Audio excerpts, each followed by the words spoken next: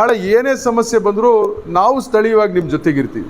ವಿಶೇಷವಾಗಿ ನಮ್ಮ ಶಾಸಕರು ಅವರು ಶಾಸಕರಾದ ನಂತರ ಬಹುಶಃ 1 ವರ್ಷದ ಅವಧಿಯಲ್ಲಿ ಆ 1 ವರ್ಷದಲ್ಲಿ 3 ತಿಂಗಳು ತೆಗೆದುಬಿಡಿ ಕೋಡ್ ಆಫ್ ಕಂಡಕ್ಟು, 9 ತಿಂಗಳ ಅವಧಿಯಲ್ಲಿ ಬಹುಶಃ ನಿಮ್ಮ ಕಾಲೇಜ್ಗೆ 3-4 ಸರಿ ಬಂದು ಹೋಗ್ಬಿಟ್ಟಿದ್ದಾರೆ. ಅಂದರೆ ಅಷ್ಟು ಕಮಿಟ್ಮೆಂಟ್ ಅವ್ರಿಗೆ. ನಾನು ಅಧ್ಯಕ್ಷನಾಗಿರ್ತಕ್ಕಂಥ ಕಾಲೇಜು, ವಿಶೇಷವಾಗಿ ಹೆಣ್ಮಕ್ಳಿಗೆ ಇಲ್ಲಿ ಶಿಕ್ಷಣವನ್ನು ಕೊಡ್ತಕ್ಕಂಥ ಕಾಲೇಜು, ಇದಕ್ಕೆ ನಾವು ಹೆಚ್ಚು ಗಮನ ಹರಿಸ್ಬೇಕು, ಅಲ್ಲಿ ಹೆಚ್ಚು ಆಸಕ್ತಿಯನ್ನು ವಹಿಸ್ಕೋಬೇಕು ಅಂತಕ್ಕಂಥ ಒಂದು ಮನಸ್ಥಿತಿ ಇರ್ತಕ್ಕಂಥ ಒಬ್ಬ ಶಾಸಕರು ಇದ್ದಾರೆ.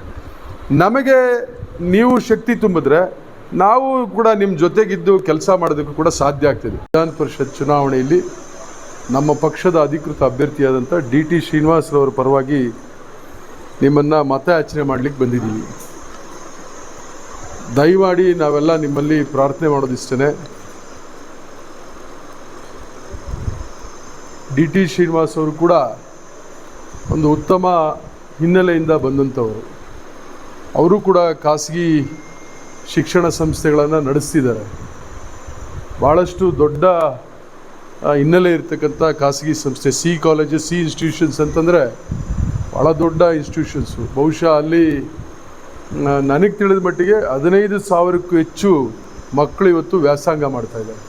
20,000 ಅಂತ ಹೇಳ್ತಾರೆ, ನನಗೆ ಅಷ್ಟು ಇದೆಯೋ ಇಲ್ಲ, ಒಟ್ಟು 15 ಅಂತೂ ಇದ್ದೇ ಇರ್ತದೆ. ಈ 15,000ಕ್ಕೂ ಹೆಚ್ಚು ಮಕ್ಕಳು ಇವತ್ತು ಅಲ್ಲಿ ವ್ಯಾಸಂಗ ಮಾಡ್ತಾಯಿದ್ದಾರೆ. ಅಂಥ ಒಂದು ಸಂಸ್ಥೆಯನ್ನು ನಡೆಸ್ತಿರ್ತಕ್ಕಂಥ ಒಬ್ಬ ಶಿಕ್ಷಣ ತಜ್ಞ ಅಥವಾ ಶಿಕ್ಷಣ ಇಲಾಖೆಯ ಹಿನ್ನೆಲೆಯಿಂದ ಬಂದಂಥವರು ಇವತ್ತು ನಿಮ್ಮ ಅಭ್ಯರ್ಥಿಯಾಗಿದ್ದಾರೆ. ಹಿಂದೆ ಅವರು ಗ್ರ್ಯಾಜುಯೇಟ್ ಕಾನ್ಸ್ಟಿಟ್ಯೂನ್ಸಿಗೆ ಇಲ್ಲಿ ಪಕ್ಷೇತರಾಗಿ ನಿಂತಿದ್ದರು. ಇದೇ ಕ್ಷೇತ್ರದಲ್ಲಿ ಆಗ್ನೇಯ ಪದವೀಧರ ಕ್ಷೇತ್ರಕ್ಕೂ ಕೂಡ ಕಂಟೆಸ್ಟ್ ಮಾಡಿದರು. ಅಲ್ಲಿ 1,20,000 ಮತದಾರರಿದ್ದರು. ಪಕ್ಷೇತರರಾಗಿ ಚುನಾವಣೆಗೆ ನಿಂತು ಗೆಲುವಿನ ಸಮೀಪಕ್ಕೆ ಬಂದು ಸೋತರು.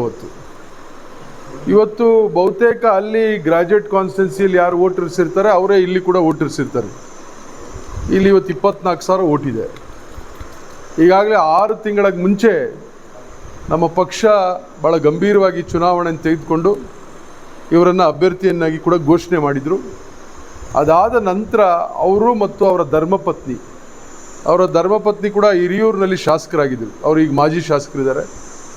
ಭಾಳ ಎಲ್ಲ ಕಾಲೇಜುಗಳಲ್ಲಿ, ಹೈಸ್ಕೂಲ್ಗಳಲ್ಲಿ ಹೋಗಿ ಭೇಟಿ ಮಾಡಿ ಎಲ್ಲ ಶಿಕ್ಷಕರಲ್ಲಿ ಕೂಡ ಈಗಾಗಲೇ ಮನವಿ ಮಾಡಿದ್ದಾರೆ ಅಂತ ಕಾಣ್ತದೆ. ಬಂದಿದ್ದೀರಾ ಅವರು? ಶ್ರೀನಿವಾಸ್ ಆಗಲಿ ಅವ್ರ ವೈಫ್ ಆಗಲಿ ಯಾರಾದರೂ? ಹೌದಾ? ಹೋಗಿ ಎಲ್ಲ ಮತಯಾಚನೆ ಮಾಡಿದ್ದಾರೆ. ತುಂಬ ಒಳ್ಳೆಯ ವಾತಾವರಣ ಇದೆ.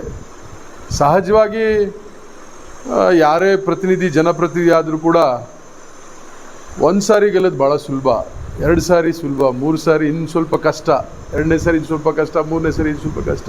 ಅದಾದಮೇಲೆ ವಿರುದ್ಧವಾಗಿ ಒಂದು ವಾತಾವರಣ ಸೃಷ್ಟಿಯಾಗ್ತದೆ. ಆ ಥರದ ವಾತಾವರಣ ಇವತ್ತು ವಿರುದ್ಧವಾದಂಥ ಅಲೆ ಇದೆ.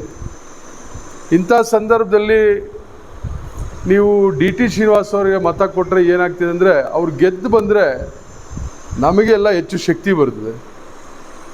ಉದಾಹರಣೆಗೆ ಇವತ್ತು ಇಡೀ ರಾಜ್ಯದ ಜನ ನಮ್ಮ ಪಕ್ಷಕ್ಕೆ ಆಶೀರ್ವಾದ ಮಾಡಿ ಸುಮಾರು 136 ಜನ ಶಾಸಕರು ಗೆಲ್ಲಿಸಿ ಇವತ್ತು ನಾವು ಸರ್ಕಾರ ಮಾಡಿದ್ದೀವಿ. ಸರ್ಕಾರ ಮಾಡೋಂಥ ಸಂದರ್ಭದಲ್ಲಿ ಚುನಾವಣೆ ಪೂರ್ವದಲ್ಲಿ ಏನೆಲ್ಲ ಆಶ್ವಾಸನೆಗಳು ಕೊಟ್ಟಿದ್ವಿ, ಆ ಗ್ಯಾರಂಟಿಗಳಂತೇನು ಭಾಳ ಹೆಚ್ಚು ಪ್ರಚಾರ ಆಗ್ತಾಯಿದೆ ಲೋಕಸಭೆ ಚುನಾವಣೆ ಸಂದರ್ಭದಲ್ಲೆಲ್ಲ. ಅವೆಲ್ಲ ಕೂಡ 6 ತಿಂಗಳಲ್ಲಿ ಯಾವುದೇ ಮಧ್ಯವರ್ತಿಗಳಿಗೆ ಅವಕಾಶ ಕೊಡದೇ ಇದ್ದಂಗೆ ನೇರವಾಗಿ ಫಲಾನುಭವಿಗಳಿಗೆ ತಲುಪಿಸ್ತಕ್ಕಂಥ ಕೆಲಸವನ್ನು ಮಾಡಿದ್ವಿ. ಆದರೆ ಕೆಲವು ಕಾನೂನುಗಳನ್ನು ಮಾಡ್ತಕ್ಕಂಥ ಸಂದರ್ಭದಲ್ಲಿ ನಮ್ಮ ಸರ್ಕಾರಕ್ಕೆ ನಿರೀಕ್ಷೆ ಮಟ್ಟದಲ್ಲಿ ಯಶಸ್ಸನ್ನು ಕಾಣಲಿಕ್ಕೆ ಸಾಧ್ಯ ಆಗಲಿಲ್ಲ. ಕಾರಣ, ವಿಧಾನಸಭೆಯಲ್ಲಿ ನಾವು ಬಹುಮತ ಇದ್ವಿ, ಕೌನ್ಸಿಲಲ್ಲಿ ನಾವು ಬಹುಮತ ಇಲ್ಲ. ಹಂಗಾಗಿ ವಿಧಾನಸಭೆಯಲ್ಲಿ ಬಹುಮತದೊಂದಿಗೆ ಅಂಗೀಕಾರ ಆದಂಥ ಕಾನೂನುಗಳನ್ನು ಪರಿಷತ್ನಲ್ಲಿ ತಂದಾಗ ಪರಿಷತ್ನಲ್ಲಿ ನಮಗೆ ಬಹುಮತ ಇಲ್ಲದೆ ಆ ಕಾನೂನುಗಳು ಬಿದ್ದು ಹೋಯಿತು. ಅದರಲ್ಲಿ ಒಂದು ನಿಮಗೆ ಸಂಬಂಧ ಇಲ್ಲದೇ ಇದ್ರೂ ಕೂಡ, ನೇರವಾಗಿ ನಿಮಗೆ ಸಂಬಂಧ ಇಲ್ಲದೇ ಇದ್ರೂ ಕೂಡ, ನಾವೆಲ್ಲ ಕೂಡ ಒಂದಲ್ಲ ಒಂದು ರೈತ ಕುಟುಂಬದಿಂದ ಬಂದಂಥವರು. ಒಂದು ರೈತ ವಿರೋಧಿ APMC ಕಾಯ್ದೆಯನ್ನು ಕೇಂದ್ರ ಸರ್ಕಾರ ಮಾಡಿದರು. ಅದು ಭಾಳ ದೊಡ್ಡ ಹೋರಾಟ ಆಯಿತು ಕೇಂದ್ರ ಸರ್ಕಾರದ ವಿರುದ್ಧ. ಸುಮಾರು ವರ್ಷಕ್ಕಿಂತ ಹೆಚ್ಚು ಕಾಲ ದೊಡ್ಡ ಹೋರಾಟ ಈಗ ದೆಹಲಿಯಲ್ಲಿ ಹೋರಾಟ ಆಯಿತು. 700 ಜನ ರೈತರು ತೀರ್ಕೊಂಡ್ರು ಆ ಹೋರಾಟದಲ್ಲಿ. 700 ಜನ, ಒಬ್ಬರಲ್ಲ ಇಬ್ಬರಲ್ಲ. ಕೇಂದ್ರ ಸರ್ಕಾರಕ್ಕೇ ಮನವರಿಕೆ ಆಗಿ ಪ್ರಧಾನಮಂತ್ರಿಗಳು ಆ ಕಾನೂನನ್ನು ವಾಪಸ್ ತೆಗೆದುಕೊಂಡರು. ಭಾಳಷ್ಟು ರಾಜ್ಯಗಳಲ್ಲಿ ಕೂಡ ವಾಪಸ್ ತೆಗೆದುಕೊಂಡ್ರು. ಆದರೆ ಕರ್ನಾಟಕ, ಗುಜರಾತು ಮತ್ತು UPಯಲ್ಲಿ ವಾಪಸ್ ತೊಗೊಂಡಿರಲಿಲ್ಲ. ನಾವು ಚುನಾವಣೆ ಪೂರ್ವದಲ್ಲಿ ಹೇಳಿದ್ವಿ, ರಾಜ್ಯದಲ್ಲಿ ಜನ ಆಶೀರ್ವಾದ ಮಾಡಿ ನಾವು ಅಧಿಕಾರಕ್ಕೆ ಬಂದರೆ ಅದನ್ನು ವಾಪಸ್ ತೆಗೆದುಕೊಳ್ತೀವಿ, ರೈತರ ಪರವಾದಂಥ ಕಾಯ್ದೆಯನ್ನು ಮತ್ತೆ ಜಾರಿಗೆ ತರ್ತೀವಿ ಅಂತ ಹೇಳಿದ್ವಿ. ನಮ್ಮ ಸರ್ಕಾರ ಬಂದ ತಕ್ಷಣ ಅದಕ್ಕೆ ಚಾಲನೆ ಕೊಟ್ಟರು. ಆ ಕಾನೂನನ್ನು ವಾಪಸ್ ತೆಗೆದುಕೊಂಡು ಹಿಂದೆ ಇದ್ದಂಥ APMC ಕಾಯ್ದೆಯನ್ನು ತರ್ತಕ್ಕಂಥದ್ದು. ಅಸೆಂಬ್ಲಿಯಲ್ಲಿ ಪಾಸ್ ಆಯಿತು, ಕೌನ್ಸಿಲಲ್ಲಿ ಪಾಸ್ ಆಗಲಿಲ್ಲ. ಕೌನ್ಸಿಲಲ್ಲಿ ಪಾಸ್ ಆಗದೆ ಇದ್ದರೆ ಮತ್ತೆ ಸೆಲೆಕ್ಟ್ ಕಮಿಟಿಗೆ ಹೋಯಿತು. ಮತ್ತೆ ಸೆಲೆಕ್ಟ್ ಕಮಿಟಿ ಇಡೀ ರಾಜ್ಯದ ಉದ್ದಗಲಕ್ಕೂ ಕೂಡ ಸುಮಾರು 6 ತಿಂಗಳು ಅಧ್ಯಯನ ಮಾಡಿ ಮತ್ತೆ ಅದು ವರದಿ ಕೊಟ್ಟ ನಂತರ ಮತ್ತೆ ಇವರು ಆ ಕಾನೂನಿಗೆ ಒಪ್ಪಿಗೆ ಕೊಟ್ಟರು. ಇನ್ನೊಂದು ಕಾಯ್ದೆ ತಂದರು, ಸಹಕಾರ ಸಂಘಗಳಲ್ಲಿ ಒಂದು ಬದಲಾವಣೆ ತರಬೇಕು ಅಂತೇಳಿ, ಎಲ್ಲ ಸಣ್ಣ ಪುಟ್ಟ ಮಾರ್ಪಾಟುಗಳೊಂದಿಗೆ. ಅದು ಅಸೆಂಬ್ಲಿಯಲ್ಲಿ ಪಾಸ್ ಆಯಿತು, ಕೌನ್ಸಿಲಲ್ಲಿ ಪಾಸ್ ಆಗಲಿಲ್ಲ. ಮತ್ತೀಗ ಅದು ಸೆಲೆಕ್ಟ್ ಕಮಿಟಿಗೆ ಹೋಗಿದೆ. ಅದಿನ್ನೂ ಸೆಲೆಕ್ಟ್ ಕಮಿಟಿ ಸಭೆ ನಾಳೆ 15ನೇ ತಾರೀಕು ನಿಗದಿಯಾಗಿದೆ. ಈ ಥರ ತೊಡಕುಗಳಾಗ್ತಾ ಇದ್ದಾವೆ. ಏನು, ಕೌನ್ಸಿಲಲ್ಲಿ ನಮಗೆ ಮೆಜಾರಿಟಿ ಇಲ್ಲದೆ ಇರೋದ್ರಿಂದ ಜನಪರವಾಗಿ ಆಡಳಿತ ಮಾಡ್ತಕ್ಕಂಥ ಕೆಲವು ಕಾನೂನುಗಳನ್ನು ತರ್ತಕ್ಕಂಥ ಸಂದರ್ಭದಲ್ಲಿ ತೊಡಕಾಗಿದೆ. ಹೀಗಾಗಿ ದಯಮಾಡಿ ನೀವೆಲ್ಲ ಕೂಡ ಆಡಳಿತ ಪಕ್ಷದ ಕಡೆಗೆ ಒಬ್ಬ ಶಿಕ್ಷಣ ಈ ವಿಚಾರಕ್ಕೆ ಸಂಬಂಧಪಟ್ಟಂಥವರು ಅಭ್ಯರ್ಥಿಯಾಗಿರೋದ್ರಿಂದ ಈ ಶಿಕ್ಷಣ ಸಂಸ್ಥೆಗಳು ನಡೆಸ್ತಕ್ಕಂಥವ್ರಿಗೆ ಈ ಶಿಕ್ಷಣ ಸಂಸ್ಥೆಗಳಲ್ಲಿ ಏನು ಸಮಸ್ಯೆಗಳಿದ್ದಾವೆ ಅಂತ ಅರ್ಥ ಆಗ್ತದೆ. ಶಿಕ್ಷಕರ ಹೆಸರಿನಲ್ಲಿ ಹೋಗಿ ನಾವು ಗೆದ್ದು ಹೋದರೆ ನಮ್ಗೆ ಏನು ಗೊತ್ತಾಗ್ತದೆ? ಎಲೆಕ್ಷನ್ ಬಂದಾಗ ಬರ್ತೀವಿ, ವೋಟ್ ಕೇಳ್ತೀವಿ, ಮತ್ತೆ ಎಲೆಕ್ಷನ್ಗೆ ಬರ್ತೀವಿ, ಮತ್ತೆ ಬಿಟ್ಟು ಯಾವಾಗ ಬರ್ತೀವಿ ನಾವು. ಆದರೆ ಅವರಾದರೆ ದಿನನಿತ್ಯ ಅದರಲ್ಲಿ ಇರ್ತಾರೆ. ಅವ್ರಿಗೆ ನಿಮ್ಮ ಸಮಸ್ಯೆಗಳು ಅರ್ಥ ಆಗ್ತದೆ, ನಿಮ್ಮ ಸಮಸ್ಯೆಗಳು ಬಗೆಹರಿಸೋದಕ್ಕೆ ಸಾಧ್ಯ ಆಗ್ತದೆ. ಈಗ ಉದಾಹರಣೆಗೆ NEP ತಂದರು, ಆಯಿತು, ಭಾಳ ಪ್ರತಿಷ್ಠೆಯಾಗಿ ತೆಗೆದುಕೊಂಡ್ಬಿಟ್ರು ಅವರು. ಇದೇ ನಮ್ಮ ಉದಯ್ ಕುಮಾರ್ ಸರ್ ಹೇಳಿದ್ರು ನಿನ್ನೆ ಅವ್ರ ಕಾಲೇಜಿಗೆ ಭೇಟಿ ಕೊಟ್ಟಾಗ. ನಾವೆಲ್ಲ ಕೂಡ ಭಾಳಷ್ಟು ನಿಯೋಗಗಳ ಜೊತೆಗೆ ಹೋಗಿ ಅಶ್ವಥ್ ನಾರಾಯಣ್ ಅವ್ರನ್ನ ಹೈಯರ್ ಎಜುಕೇಷನ್ ಮಿನಿಸ್ಟ್ರನ್ನ ಕೇಳಿದ್ವಿ. NEPಯಿಂದ ಭಾಳ ತೊಂದರೆ ಆಗ್ತಾ ಇದೆ, ಇವತ್ತು ನಮ್ಮಂಥ ಸಂಸ್ಥೆಗಳು ಇಲ್ಲಿ ಉಳ್ಕೊಳ್ಳೋದಕ್ಕೆ ಸಾಧ್ಯ ಆಗೋದಿಲ್ಲ, ದಯವಿಟ್ಟು ಇದನ್ನು ಕೆಲವು ಚೇಂಜಸ್ ಮಾಡಬೇಕು ಅಂತ ಅವ್ರು ಕಿವಿಗೆ ಹಾಕ್ಕೊಳ್ಳಿಲ್ಲ ಅಂದರು. ಇವಾಗ NEPಯನ್ನು ತೆಗೆದು ನಮ್ಮದೇ ಆದಂಥ ಒಂದು ಸ್ಟೇಟ್ ಎಜುಕೇಷನ್ ಪಾಲಿಸಿ ಏನು SEP ಇವತ್ತು ನಮ್ಮ ಸರ್ಕಾರ ಜಾರಿಗೆ ಮಾಡ್ತಾ ಇದೆ.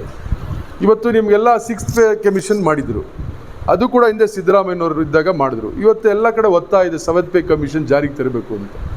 7th ಪೇ ಕಮಿಷನ್ ಕೂಡ ಜಾರಿಗೆ ಮಾಡ್ತೀವಿ ಅಂತೇಳಿ ಈಗಾಗಲೇ ಸಿದ್ದರಾಮಯ್ಯನವರು ಘೋಷಣೆ ಮಾಡಿದ್ದಾರೆ.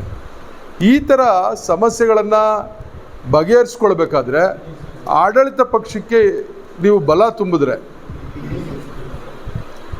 ಆಮೇಲೆ ಇನ್ನೊಂದು OPS ಮತ್ತು ಇದಿದೆ, ಓಲ್ಡ್ ಪೆನ್ಷನ್ ಸ್ಕೀಮು ಮತ್ತು ನ್ಯೂ ಪೆನ್ಷನ್ ಸ್ಕೀಮು, ಅದು ಎಷ್ಟು ಸಮಸ್ಯೆ ಇದೆ ಅಂತ ನಿಮಗೆಲ್ಲ ಗೊತ್ತಿದೆ.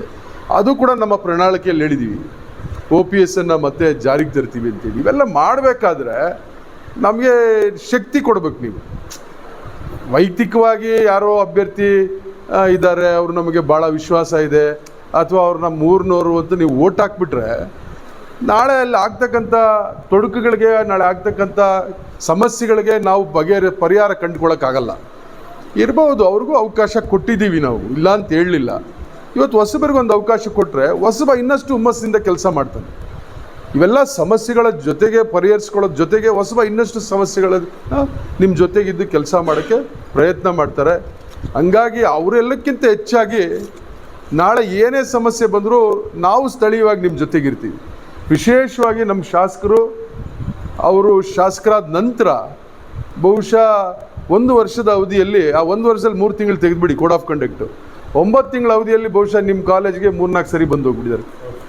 ಅಂದರೆ ಅಷ್ಟು ಕಮಿಟ್ಮೆಂಟ್ ಅವ್ರಿಗೆ.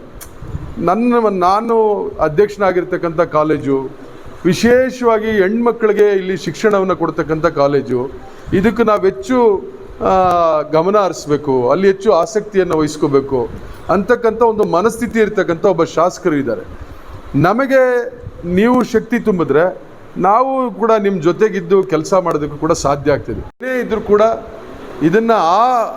ಇದನ್ನು ಪರಿಗಣಿಸದೆ ನಾವಿವತ್ತು ಯಾವ ಕಾರಣಕ್ಕಾಗಿ ಶಾಸಕರು ಮತ್ತು ನಾವೆಲ್ಲ ಕೂಡ ಬಂದು ನಿಮ್ಮನ್ನು ಮನವಿ ಮಾಡಿದ್ವಿ, ಅದನ್ನೆಲ್ಲ ಕೂಡ ಮತ್ತೊಮ್ಮೆ ನೀವೆಲ್ಲ ಕೂತು ಮನವರಿಕೆ ಮಾಡಿಕೊಂಡು, ನಾನು ಹೇಳಿದ ಸರಿ ಇದ್ದರೆ ಸರಿ ಅಂತೇಳಿಲ್ಲ, ತಪ್ಪಿದ್ರೆ ತಪ್ಪು ಅಂತೇಳಿ, ನಮ್ಮದೇನು ಇಲ್ಲ. ಇನ್ನೂ ಏನಾದರೂ ಮಾಡೋದಿದ್ರೆ ಆ ಥರದ್ದಿದ್ರು ಕೂಡ ನೀವು ಹೇಳ್ಬೋದು, ಯಾವಾಗ ಬೇಕಾದ್ರೂ ಕೂಡ ಬರ್ಬೋದು. ನಮ್ಮ ಮನೆ ಬಾಗಿಲು ಯಾವತ್ತು ಶಾಸಕರದಾಗಲಿ ನಮ್ಮದಾಗಲಿ ತೆಗೆದಿರ್ತದೆ. ನಿಮಗೆ ದಿನ ಬೆಳಗಾದರೆ ನಾವು ನಿಮ್ಮ ಜೊತೆಗೆ ಸಿಗ್ತಕ್ಕಂಥವ್ರು, ಬೆಳಗ್ಗೆ ಸಾಯಂಕಾಲ ಒಬ್ರಿಗೊಬ್ರು ನಮ್ಮ ಮುಖ ನೋಡ್ಕೊಳ್ತಕ್ಕಂಥವ್ರು. ಹಂಗಾಗಿ ದಯವಿಟ್ಟು ನೀವು ನಮಗೆ ಶಕ್ತಿ ತುಂಬಬೇಕು. ನಮ್ಮ ಶಾಸಕರಿಗೆ ಶಕ್ತಿ ತುಂಬಬೇಕು.